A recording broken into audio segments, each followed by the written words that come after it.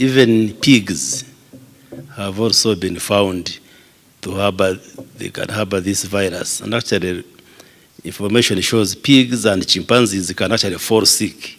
For them, they can even fall sick of this Ebola. And once it infects you, it takes 2 to 21 days to incubate before it develops into symptoms and one who gets sick. Your Excellency, like you have emphasized, it's a dangerous disease, but maybe easy to manage or prevent if people followed the do's and don'ts, because it's not like COVID or others. You get it through physical contact with fluids of somebody who is having the virus. And when the virus maybe settles on in your hands, on the skin, then it enters through openings. If your skin is intact, the virus may not enter, but if it has abrasions or injuries, it can enter. Then also through the other body openings, like you may have the virus in your hands. If you touch your mouth, you touch your nose, touch your ears, eyes, sexual organs, like through sex, those are openings which can allow the virus to enter your body, and then it causes damage, like you have explained. This virus has different strains or types, up to 6, but those which cause the disease in humans are mainly 3, and they are named according to where they were discovered, like what we call Ebola Zaire, Ebola Sudan, then Ebola Bundibujo. The current outbreak is caused by that Ebola Bundibujo. It's called Bundibujo because in 2007 and 2008 we had an outbreak in the Bundibujo. When they isolated the virus, it was different from the one which had appeared in Congo and appeared in Sudan. There are other strains, but they are not non-pathogenic. They don't usually cause illnesses in human beings. And like you have said, the other strains, like the one of Zaire, they have vaccines and drugs. But this Bundibujo doesn't have a vaccine yet and a drug yet. But there are trials which are being done, but they are not yet conclusive. And that's why we must be very careful and follow what health workers and what you are telling the public, so that we avoid and prevent getting this illness, since we don't have a vaccine and a drug yet. But like you have clearly explained, if somebody comes early and is attended to by health workers, you can go through the sickness and you get cured and you are sent home, like the 5 who have been managed under our system, and they have been discharged and they have gone home. The problem is that the symptoms of Ebola disease are like those of malaria and typhoid, and it's important for the public to know. You get fever, headache, nausea and vomiting, joint pains. If you get worse, you can start getting bleeding from different parts of the body. So people out there, someone might fall sick and they think it's malaria.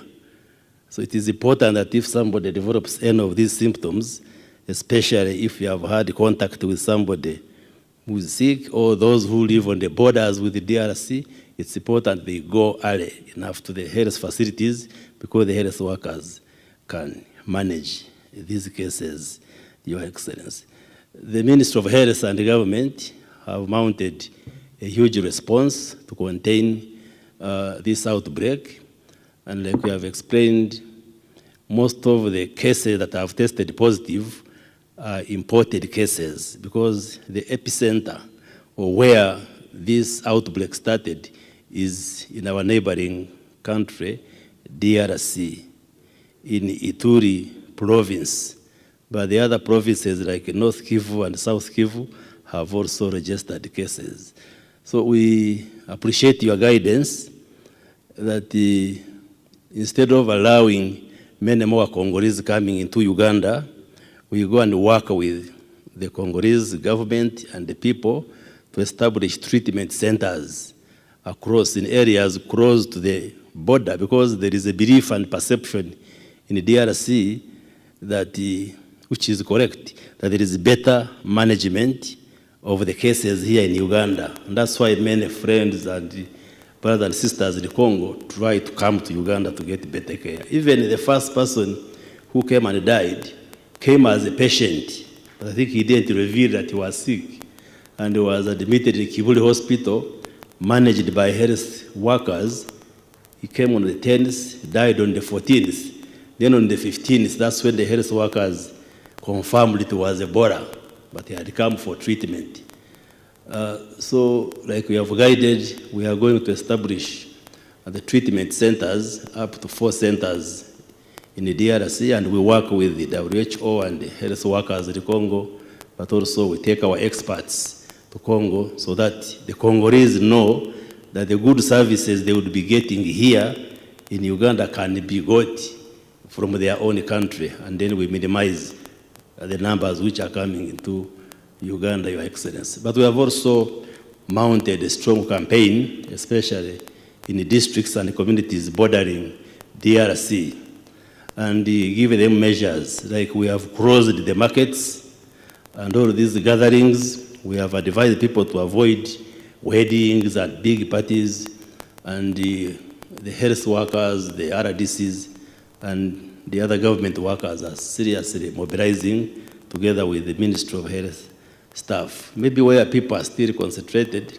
but we have given them guidelines, like in schools, because we didn't want to close schools, but all schools have been given guidelines on infection control measures, like ensuring that the learners can wash their hands, use sanitizers, and all the preventive measures. And also the churches and the prayer gatherings, they have got all the guidelines on what to do to ensure that those who come for prayers remain safe and do not become a vehicle for transmitting the virus, Your Excellency. So we further appeal to Ugandans to be watchful, to be on the lookout, that if we follow these basic measures, we can be able to arrest the transmission and wipe out this outbreak as soon as possible, Your Excellency. Maybe my team can add any more comments. Your Excellency, you asked in the last outbreak, the total people that were infected was 14, and 2 died before they go to our treatment unit. But all the people we got in our treatment unit were treated and got better and went home. The 12. Outbreak. The 12. And in West Africa, Your Excellency, those who died were 11,000 people who died in 2015 in West Africa. At the moment, we have discharged 5, but all our patients that have been in ETU, the ones that we are treating, are getting better. The ones that were really, really sick, they are getting better, and soon we will also discharge. We don't anticipate anyone to die in our ETU. All the people we got this time who have been treated in our isolation center. But Excellency, I wanted also to add something that we are seeing of great interest that is going to add also the knowledge, global knowledge on Ebola. We have seen that when people start getting symptoms, the virus is highly concentrated in the saliva, in the vomitus, and in the stool. It is high concentration. It is much more concentrated in the Alimentary canal. gastrointestinal system, more than even in the blood. Even the people who are clearing the virus, now we are changing our protocol because we don't go by only the blood, that when the blood is cleared of the virus, we let go. Even for women, for men we know that the semen keep the virus for a longer period. Some have gone to, as you said, up to 9 months. For women, we were very interested. We want also to check to know whether also in their fluid that virus stays for long. But what is very clear now is that even when people clear in the blood, the virus takes a little longer to clear in the saliva and in the stool and in the vomiters. So people even can clear, can get better, but when they are still shedding some virus, meaning that the alimentary canal is a very fertile ground for the virus to multiply, and really it's like a safe haven. I think that there is no strong defense in the alimentary canal that fights it, but also that's why it multiplies very, very fast. So we are saying, number one, that even when somebody has symptom of fever, do not share a cup. Do not drink on a bottle someone has drunk. Do not share a cup.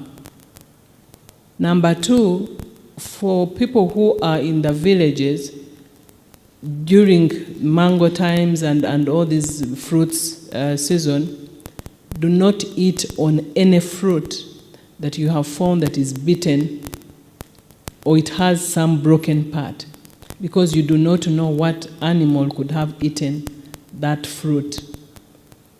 Number three, right now, we do not encourage in church to use a cup for Holy Communion, because that is a big recipe for infection spread, not just Ebola, but even other infections like hepatitis B. It's highly infectious in saliva, so you can infect.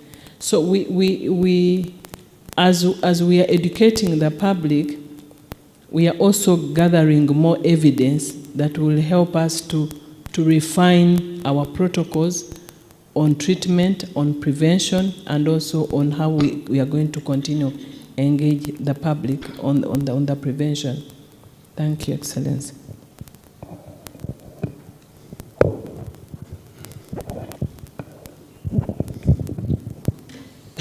Your Excellency, thank you. That is the Commander of Diseases. Is the Commander General. No, Your Excellency, I'm now also converted more prevention. Oh, yes. It's now Director General of Health Services. Yes, please. You want us to remain healthy rather than disease. Yes, please. Your Excellency, as you clearly indicated, the people at risk are really the health workers. Because the 5 cases which we got, 4 of them are health workers. And then the other one was the driver who transported the first case. And Our health workers of Uganda. of Uganda, yes. Mm-hmm. Who handled the Congolese carelessly? They handled the Congolese because this particular patient, I think they got into the process. She was very sick, and then she got into a cardiac arrest, so she got into a process of resuscitating the what? So the exposure was very, very huge. Because also we are seeing that others might be exposed, but they are not seroconverting, they are not getting the disease. So this particular group, because it's actually in one hospital, that's in Kampala Hospital, all the 4 happen to be what? In that place.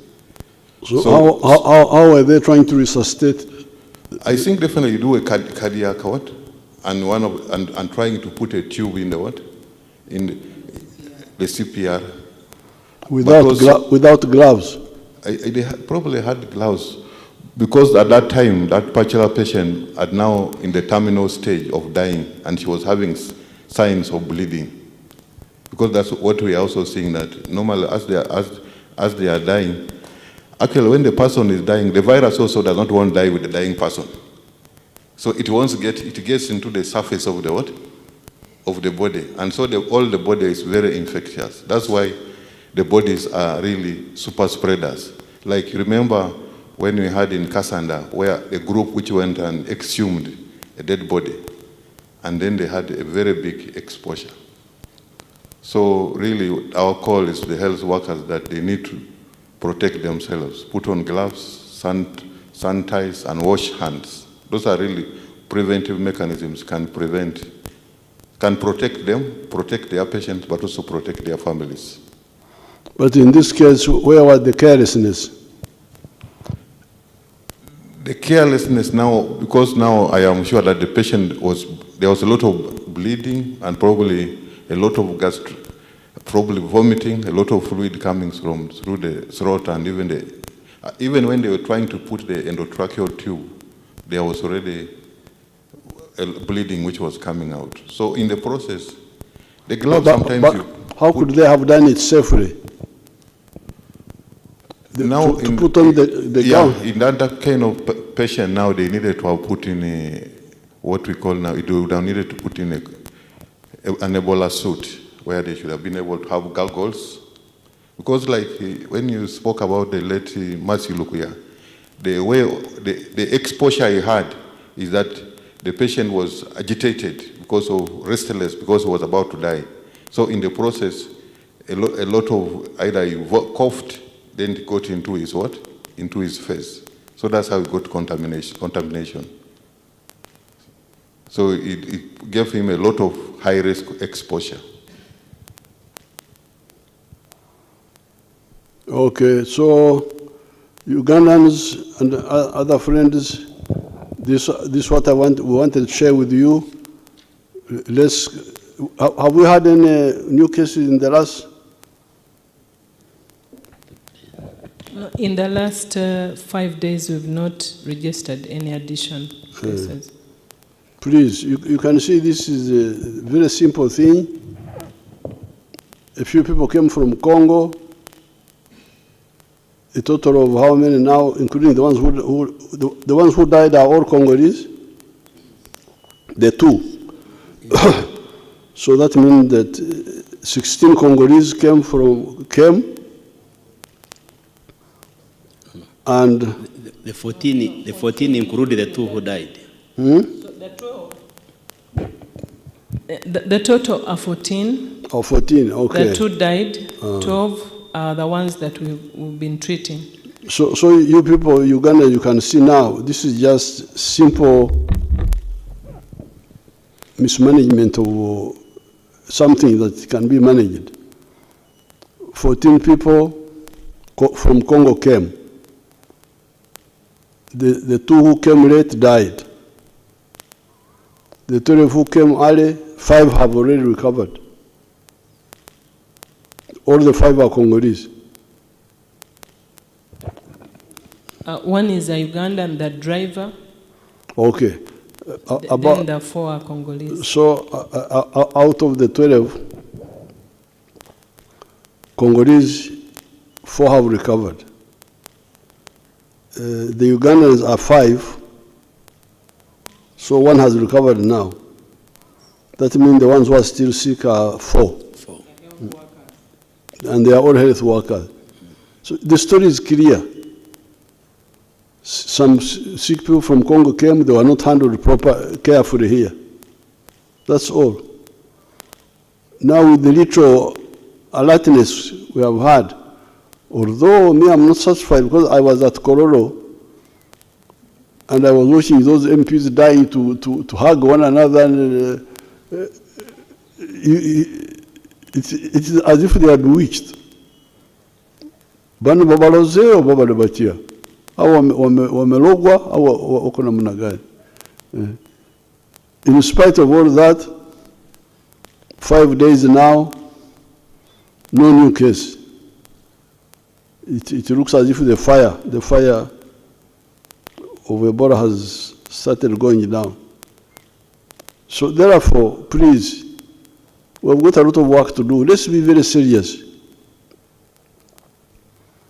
We don't have to keep playing around with it. Listen carefully and act. This is easy to stop.